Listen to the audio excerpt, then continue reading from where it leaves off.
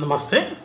రాష్ట్రంలో ఉన్నటువంటి సాంకేతిక కళాశాలలు ప్రధానంగా ఇంజనీరింగ్, ఫార్మసీ, ఎంబీఏ, ఎంసీఏ కళాశాలలు వచ్చే 13వ తేదీ నుంచి బంద్ పెడుతున్నాం, సమ్మెకు దిగుతున్నామని చెప్పేసి యాజమాన్యాలు పిలుపునివ్వడం జరిగింది. ఎందుకంటే ఇస్తానన్నటువంటి రియంబర్స్మెంటు 600 కోట్లు, మరి దీపావళి వరకు 600 కోట్లు ఇస్తానన్నటువంటి రియంబర్స్మెంట్ ఇప్పటి వరకు కూడా రిలీజ్ చేయకుండా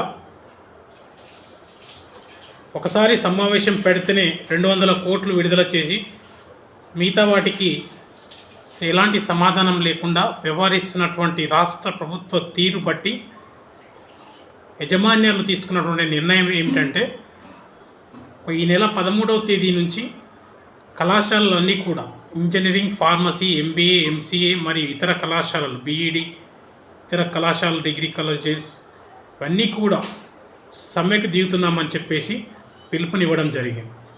ఏదైతే పతి నిర్ణయం తీసుకుందో ఆ పతి నిర్ణయం ప్రకారంగా కళాశాలలు బంద్ పెడతాం, మా రియంబర్స్మెంట్ మాకు విడుదల చేసేంత వరకు కూడా మేము తలొగ్గేది లేదు అని చెప్పేసి పతి నిర్ణయం తీసుకోవడం జరిగింది. దానికి అనుగుణంగానే ఇవాళ ప్రతి అనుబంధ సంస్థలలో పనిచేస్తున్నటువంటి అధ్యాపక బృందాలందరూ కూడా దీనికి మద్దతుగా ఉంటున్నామని చెప్పేసి మేము స్పష్టంగా తెలియజేస్తున్నాం. రాష్ట్ర ప్రభుత్వము ప్రతి 3 నెలలకు ఒకసారి ఫీజు రియంబర్స్మెంట్ను విడుదల చేయాల్సినటువంటి అవసరం ఉంది.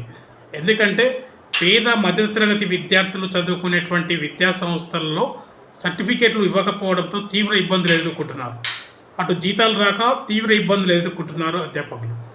కాబట్టి ఖచ్చితంగా ఇవాళ రాష్ట్ర ప్రభుత్వం పేద మధ్యతరగతి విద్యార్థులు అటు ఉద్యోగుల పట్ల స్పందించి ఫీజు రియంబర్స్మెంట్ను వెంటనే విడుదల చేయాలని చెప్పేసి తెలియజేస్తున్నాం.